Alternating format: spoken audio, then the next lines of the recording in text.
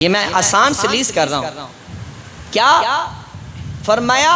علی سے مومن بغض نہیں رکھ سکتا. دوسرا فرمایا علی سے منافق محبت نہیں رکھ سکتا. مومن کی پہچان محبت علی ہے، منافق کی پہچان عداوت علی ہے.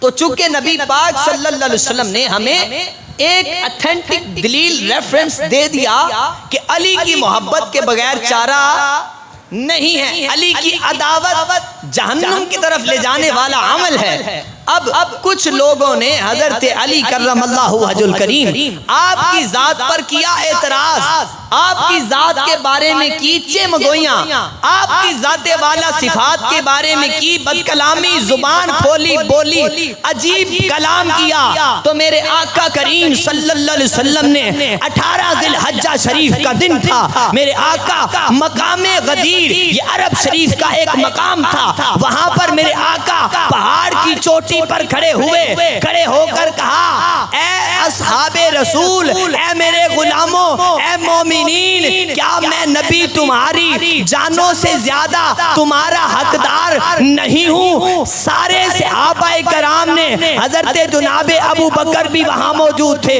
حضرت عمر فاروق بھی وہاں موجود تھے، حضرت عثمان غنی بھی، طلحہ و زبیر، بلال حبشی، عشرہ مبشرہ، بدری، احدی، خندقی، سارے صحابہ موجود تھے. میرے آقا نے فرمایا کہ کیا میں تمہاری جانوں سے زیادہ قریب نہیں ہوں؟ سب نے کہا نعم یا رسول اللہ، جی آپ ہماری جانوں سے زیادہ قریب ہیں. تو پھر میرے مولا پاک نے، میرے آقا کریم صلی اللہ علیہ وسلم نے بازو مولا علی کا پکڑا اور فضا میں بلند کر کے فرمایا سن لو، جس کا میں مولا اس کا علی مولا، من کنتو مولا ہو فعلی مولا.